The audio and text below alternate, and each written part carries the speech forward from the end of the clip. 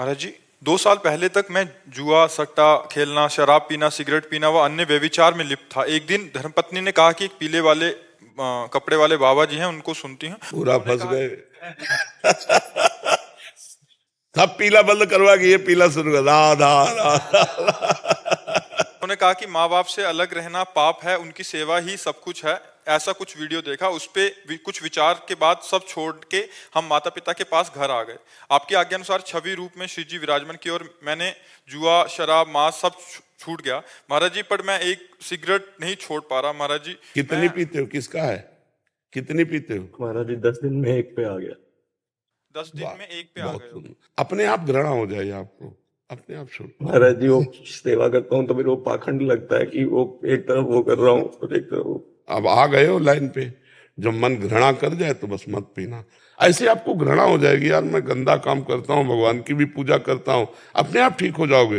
पूजा नहीं छोड़ना, वो अपने आप छूट जाएगा। ठीक है, वो अपने आप छूट जाएगा। आपको इतनी घृणा होगी कि अगली बार आप खुद कहोगे कि मैं छोड़ चुका हूं। आप तो बहुत छोड़ चुके। जब बहुत सी गंदी बातें छोड़कर अब कहते हो 10 दिन में एक सिगरेट, ऐसा बोला ना? हाँ हाँ, बिल्कुल नहीं, ठीक हो जाओगे, बिल्कुल बिल्कुल छोड़ दो। हाँ, बहुत अच्छे हो और धन्यवाद है। आप अपना जीवन सुधार रहे हो, आप सुखी रहो, आप स्वस्थ रहो, आप इसी जन्म में भगवान की तरफ बढ़ो, यही हमारी लालसा है। महाराज जी जो अभी तक कर्म बन गए हैं वो कभी नहीं, ये जो कर्म कर रहे हो ना, नाम जप, ये सब भस्म कर देगा। ये सब भगवान के नाम में अपार सामर्थ्य है। नाम संकीर्तनम यस्य सर्व पाप प्रणाशनम, सारे पापों का नाश कर देगा। पर ये तभी लागू होता है जब अबलो नशानी अब ना नशे हो, आज तक किया अब नहीं करूंगा, तो नाम पीछे सफाया कर देगा। और जो अब भी करते जाते हैं तो फिर प्लस होता जाता है, फिर सफाया नहीं होता। अब लो नशानी अब ना नशे हो, आज तक किया अब नहीं करूंगा, अब नाम सफाया कर देगा पीछे के पापों का, वो तुम्हें नहीं भोगना पड़ेगा। ठीक है, नाम जप करो। नीलम जी गुरुग्राम से। राधे राधे महाराज जी, आपके चरणों में कोटि कोटि प्रणाम। महाराज जी, क्या कोई सूचक है कि जो जब हम कर रहे हैं वो पर्याप्त है या हमें और ज्यादा करना पड़ेगा तभी हमारे कर्मों का भुगतान होगा? जब श्वास श्वास में भगवान का महामहिमा में नाम चलने लगेगा, असत चिंतन बंद हो जाएगा, जो पाप आचरण है वो बंद हो जाएंगे, तब समझो अब पर्याप्त है। तब समझो अब पर्याप्त है। हमारे जीवन मुक्त होने के लिए पर्याप्त स्थिति आ गई है। और जब तक ये नहीं है तब तक पर्याप्त नहीं। दुर्वासना मम सदा परिकर्षयन्ति, दुर्वासना सदा हमको खींच रही है। मन इंद्रियां भोगों में जा रही हैं, भगवान का विस्मरण है तो नरक जाने के लिए पर्याप्त है। इंद्रियां कब्जे में है, मन पाप का चिंतन नहीं करता, शरीर से पाप आचरण नहीं होता, हर श्वास भगवान का चिंतन चल रहा है, मुक्त होने के लिए पर्याप्त है, भगवत प्राप्ति के लिए पर्याप्त है। आप लगे रहिए, निश्चित भगवत प्राप्ति हो जाएगी। भरत खेड़ा जी नई दिल्ली से। राधे राधे। राधे राधे महाराज जी। महाराज जी, प्राय ये देखा जाता है कि जो इंसान हर मामले में चाहे जरूरी हो या ना हो अपनी प्रतिक्रिया देने के लिए तत्पर रहता है, वो अपनी ही इस आदत की अक्सर अपनों से ही टकराव की स्थिति पैदा कर लेता है। हर मामले में बेवजह अपनी प्रतिक्रिया देने की ऐसी आदत से कैसे निपटा जाए? नाम जब हम नाम में चिंतन लगाएंगे तो वो चिंतन हमको ऐसा पावर देगा कि हम व्यर्थ में क्यों बोले किसी से। आपसे कोई बात करना चाहेगा तो भी आप बात करने में खुश नहीं रहेंगे। कोई बात करने आ रहा है तो आपको लगेगा क्या बहाना मारूं जिससे इससे बात ना करना पड़े, क्योंकि हमारा नाम छूट जाएगा। और नाम आपको परम गति प्रदान करेगा, परम आनंद प्रदान करेगा। और फिर ऐसा होगा कि जब आप कोई प्रतिक्रिया देंगे नाम से तो सामने वाले को अच्छा लगेगा, क्योंकि आपके अंदर आध्यात्मिक पावर है। उससे जब देंगे तो उसका मंगल होगा, उसका हृदय शीतल होगा। इसलिए नाम जप कीजिए। नाम जप से ही परमानंद की अनुभूति होती है। आहार ठीक कीजिए, आहार में कोई गंदा आहार नहीं होना चाहिए। पेय ठीक कीजिए, पेय पदार्थ में कोई गंदे पदार्थ नहीं होने चाहिए। और नाम जप कीजिए, बहुत आनंद मिलेगा, बहुत शांति मिलेगी आपको। अजय वीर सिंह जी। राधे राधे महाराज जी, आपके चरणों में कोटि कोटि प्रणाम। महाराज जी, ये कह रहे हैं कि एक संगठन से जुड़े हैं जहां लवारिस शवों का अंतिम संस्कार करना मतलब इनका मुख्य सेवा रहता है। महाराज जी, ये कह रहे हैं कि काफी शवों का जब ये अंतिम संस्कार करते हैं तो जब घर आते हैं तो फिर बिना नहाए धोए हाथ पैर धो लेते हैं तो सो जाते हैं। कह रहे कि ऐसे में ठीक है या नहीं है? नहीं। इनके साथी भी ऐसे हैं। हाँ नहीं, कपड़े सहित स्नान करो। जब घर आओ तो वो जो कपड़े ड्यूटी में पहन के गए थे वो धोने को डाल दो और स्नान करो, नवीन कपड़े पहनो, फिर शयन करो। वो शव के स्पर्श किए हुए कपड़े से तुम्हारी फिर बुद्धि ठीक नहीं रहेगी। किसका प्रश्न है? हाँ, ठीक नहीं है। संस्कार करो शवों का, आपको जो सेवा मिले वो करो, लेकिन वो वर्दी अलग रखो। कह रहे रात को आते हैं, थक जाते हैं, फिर अगर आपको धोने का नहीं है तो अलग कमरे में टांग दो, और जब सुबह जाओ तो वो पहन लो, पवित्र कपड़े हटा दो। अपवित्र पहन वो अपवित्र माने जाते हैं। सचल स्नान करना चाहिए। शव के साथ जाने के बाद वस्त्र सहित स्नान करके घर आना चाहिए। तो आप स्नान ना करें, आपकी रोज की ड्यूटी है, तो कपड़े उतार दिए, हाथ पैर धो लिए, आचमन कर लिया, जल छिड़क लिया, पर वो कपड़े पहन करके नहीं शयन करना जो शव की सेवा में लगा है। नहीं, उचित तो यह है कि आजकल गीजर की व्यवस्था है, 5 मिनट में स्नान कर लीजिए, वो कपड़े पानी से निकाल के रख दो, 2-3 जोड़ी कपड़े रखो, ऐसी व्यवस्था कर लो और नाम जप करो। ठीक है। रुचिका जी, कश्मीर। राधे राधे महाराज जी, आपके चरणों में कोटि कोटि प्रणाम। महाराज जी, आपने मेरी जिंदगी की राह ही बदल दी। पूजा पाठ तो शुरू से ही जीवन में था, लेकिन मैं जैसे एक भूल भुलैया में भटक रही थी, आपने संभाल के रास्ता दिखा दिया। महाराज जी, मेरा एक प्रश्न है कि प्रभु आखिरी वक्त हो तो जिह्वा पर राम नाम और ध्यान में आप, तो क्या मोक्ष मिलेगा या संत जन्म? आपने कहा था कि एक संत को हिरण में आसक्ति हो गई तो हिरण का जन्म मिला। हिरण भगवत विमुख जीव है। संत भगवान स्वयं कह रहे हैं, 7वीं भक्ति सबरी जिसे कह रहे हैं, सातों सम मोहि मैं जग देखा, मोते अधिक संत कर लेखा। भगवान कह रहे मेरे से अधिक संत के प्रतिभाव रखे, भगवान से बढ़ करके। तो जब भगवान से बढ़कर के संत हैं, गुरुदेव हैं, और उनका ध्यान कर रहे हैं तो भगवान की प्राप्ति होगी। संत, भक्त, भगवान, भक्ति ये कहने को चाह रहे हैं, एक हैं। भक्ति भक्त भगवंत गुरु चतुर नाम बपु एक, इनके पद बंधन किए नासत विघ्न अनेक। भगवान का ध्यान करते हुए शरीर छोड़ना और भगवान के भक्त का ध्यान करते हुए शरीर छोड़ना, इसमें बहुत लाभ है। भगवान उसके अधीन हो जाएंगे जो भगवान के भक्त का ध्यान करते हुए शरीर छोड़ रहा है। भगवान सबसे पहले उद्धार करते हैं उसका जो भगवान के भक्त का चरण पकड़े होता है। इसीलिए दास दासोहम ये बहुत बड़ा सूत्र है। देखो, गजेंद्र भगवान का भक्त है और ग्राह ने गजेंद्र के चरण पकड़े हैं, तो उद्धार सबसे पहले किसका हुआ? ग्राह का। भगवान ने सुदर्शन जी के स्पर्श से पहले ग्राह को भगवत स्वरूप प्रदान किया, फिर हाथ से पकड़कर गजेंद्र को बाहर निकाला। जो भक्त का चरण पकड़ता है सबसे पहले उसका उद्धार होता है। तो इसमें कोई संशय थोड़ी कि मुख में नाम है और ध्यान में गुरु मूर्ति है तो भगवान की प्राप्ति। तो गुरु ही भगवान है, भगवान ही गुरु, अभेद तत्व है। गुरु और ईश्वर अभेद तत्व है जी। अनुराग सिंह जी, काशी से। राधे राधे महाराज जी, आपके चरणों में कोटि कोटि दंडवत प्रणाम। महाराज जी, आपने साधक के लिए सेवा, सुमिरन व स्वाध्याय का मंत्र दिया है। स्वाध्याय में अपने गीता जी, रामचरितमानस, भागवत जी आदि ग्रंथों के अध्ययन पर बल दिया है, जबकि मेरा मन नाम जप में 84 जी के, राधा सुधानिधि जी, सेवक वाणी आदि रसोपासना के पदों में, जिसमें हरिवंश। वो सार्वजनिक उपदेश है। आप जो है ये वृंदावन रस की तरफ मुड़ रहे हैं। सार्वजनिक उपदेश में जैसे रामायण है, गीता है, महाभारत है, भागवत है, इन ग्रंथों का सार्वजनिक।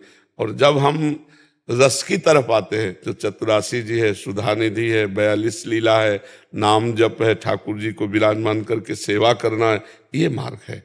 ये प्रेम लक्षणा भक्ति का मार्ग है, वो साधारण भक्ति का मार्ग है, सर्वसामान्य भक्ति का मार्ग है।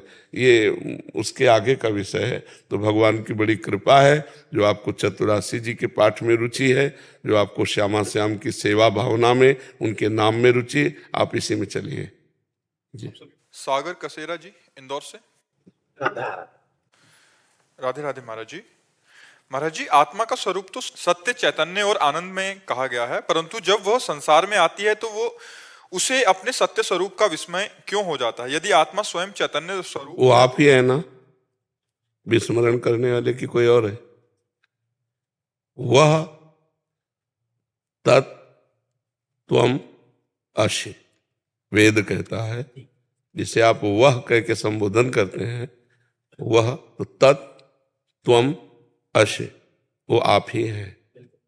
तो आप अपने भूल को संभाल लीजिए, जो आप अपनी भूल कर रहे हैं उसको संभाल लीजिए, तो आप जीवन मुक्त हो जाएंगे। आपको ही जीवन मुक्त होना है, आप ही बंधन हो। मन जो विषयों का चिंतन करता है और आप मन में तदात्म है, यही बंधन का कारण है। मन भगवत चिंतन करे और आप मन के दृष्टा बन जाए, ये जीवन मुक्त अवस्था है। आपने ही बंधन स्वीकार किया है तो आपको ही मोक्ष प्राप्त होगा। आप अपने बंधन को तोड़िए, यद्यपि वो कभी नहीं बंधा। जड़ चेतन ही ग्रंथि पड़ गई, यद्यपि मृषा छूटत कठिनाई। यद्यपि मृषा, झूठी बात है कि सच्चिदानंद कभी प्रकृति से बांधा नहीं जा सकता, जड़ और चैतन्य की गांठी नहीं पड़ सकती, पर वो पड़ गई क्योंकि हमने स्वीकार किया है। तो अब छूटत कठिनाई, अब छूटने में बड़ी कठिनता लग रही क्योंकि हमने अपने को पुरुष मान लिया, मनुष्य मान लिया और मन और इंद्रियों के द्वारा भोगों को भोगने लगे, तो अब अपने चैतन्य घन स्वरूप को भूल गए। अब साधना करनी पड़ेगी। साधना से अंतःकरण पवित्र होगा, बुद्धि शुद्ध होगी, तब फिर स्मृति जागृत होगी। जैसे संपूर्ण गीता जी सुनने के बाद अर्जुन को स्मृति प्राप्त हुई, नष्टो मोहा स्मृतिर्लब्ध्वा त्वत्प्रसादान मयाच्युतः। हे अच्युत, आपके कृपा प्रसाद से मोह का नाश हो गया और स्मृति जागृत हो गई। ये स्मृति जो विस्मृति के गर्त में चली गई, अब साधना के द्वारा उसे उठाना पड़ेगा। वो जहाँ जागृत होगी तो अपने आप आ जाएगा, हम ब्रह्मास्मि, मैं ब्रह्म हूँ, खत्म हो जाएगा। तो इसे हमने भूल की है, हम ही को मिटाना है इस भूल को। बहुत सुंदर। मैं एक छोटी सी चीज कहना चाहता हूँ। जैसे जीवन तो मुक्तानंद के लिए है, लेकिन हम संबंधों से जुड़े हैं, तो संबंध में भी मायाकृत संबंध है क्या? स्वप्न में आप एक बादशाह बने, लाखों करोड़ों की प्रजा हुई, रानी हुई, महल हुए, जगे तब उत्तर दीजिए, झूठा था ना सब? तो उमा कहूं मैं अनुभव अपना, सत हरि भजन जगत सब सपना। मान रहे ना? ये झूठे संबंधों की अध्यात्म में महत्ता नहीं है। अध्यात्म में महत्ता नहीं, व्यवहार में महत्ता है। तो ज्ञानी पुरुष भी व्यवहार को सम्यक रूप से निभाता है, लेकिन सत्य मानकर नहीं, स्वांग मानकर। तुम किसी के पति हो तो पति का स्वांग कर रहे, किसी के पुत्र हो तो पुत्र का स्वांग कर रहे, लेकिन तुम्हें पता है ना मैं पति हूं ना मैं पुत्र हूं, मैं आत्मस्वरूप निर्विकार सच्चिदानंद हूं। जब ये स्थिति रहती है तो उसे जीवन मुक्त महापुरुष कहते हैं। ठीक है। अनुज दिल्ली से। शेरवंश गुरुदेव। महाराज जी, आपके चरणों में कोटि नमन। गुरुदेव, रोज आपका सत्संग और एकांतिक वार्तालाप सुनता हूं, जिसे सुनकर ये 5 बातें आजीवन के लिए गांठ बांध ली हैं। मांस ना खाना, मदिरा सेवन ना करना, पराई स्त्री के प्रति कुविचार नहीं रखना, राधा नाम जप करना, कर्म समर्पण योग। महाराज जी, मेरा प्रश्न यह है कि ग्रस्त में रहते हुए अपनी रोज की दिनचर्या में क्या ऐसी और कोई खास बात भी है जिसे हमें विशेष ध्यान रख? बस ये 2 खास बातें हैं, कर्म समर्पण और नाम जप। वो तो निषेध है। निषेध को एक बार निषेध कर दिया, उसका चिंतन तो करना नहीं है। चिंतनी विषय है कि जो हमें कर्म समर्पण करना है उसमें गंदगी न मिलने पावे। जैसे हम ठाकुर जी के लिए रसोई बनाते हैं तो अच्छी व्यवस्था करते हैं कि भाई ये छूना नहीं ठाकुर जी के लिए, ऐसे ही हम हर कर्म ठाकुर जी को समर्पित करेंगे। तो प्रतिकूलस्य विसर्जनम, भगवान की आज्ञा के प्रतिकूल कोई कर्म नहीं होना चाहिए। अनुकूल कर्म हो, पवित्र कर्म हो, भागवदर्थ कर्म हो, और उनको हम भगवत समर्पित करें। और कर्म करते करते मामनुस्मर, भगवान का स्मरण कर।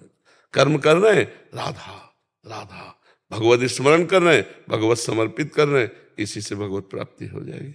गृहस्थ में रहते हुए भी इसी में शुद्ध वैराग्य, शुद्ध ज्ञान, शुद्ध भक्ति, जो आकांक्षा करोगे वही जागृत हो जाएगी।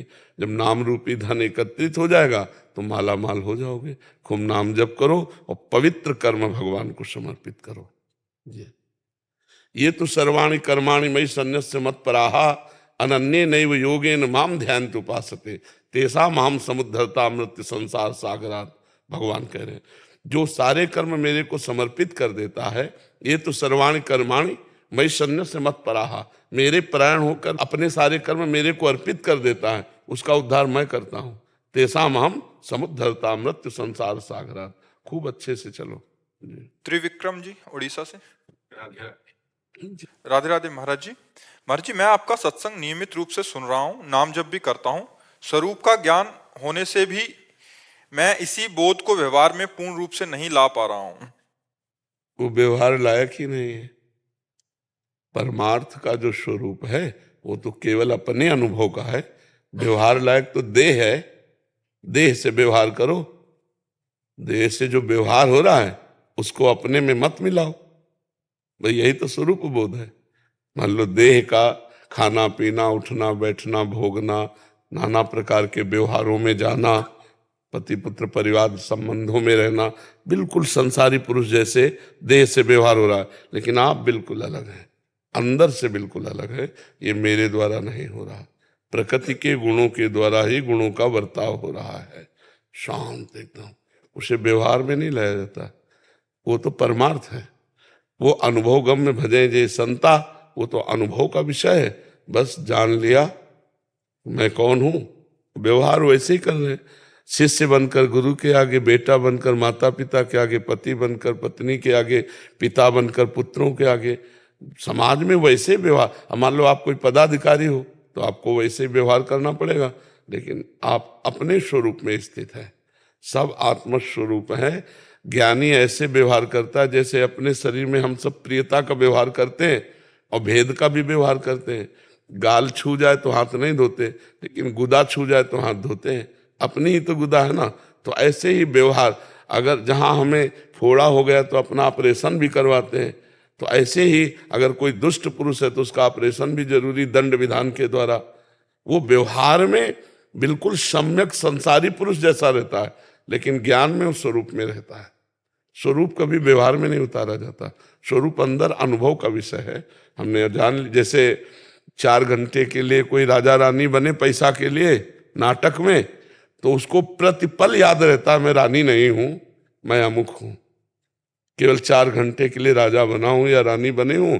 ऐसे ही ज्ञानी को प्रतिपल ये बोध रहता है मैं शरीर नहीं हूं, मैं किसी का पुत्र पिता पत्नी ये जितने संबंध है मैं नहीं हूं, ये मायाकृत है और मैं इनका दृष्टा हूं, मैं इनका साक्षी हूं।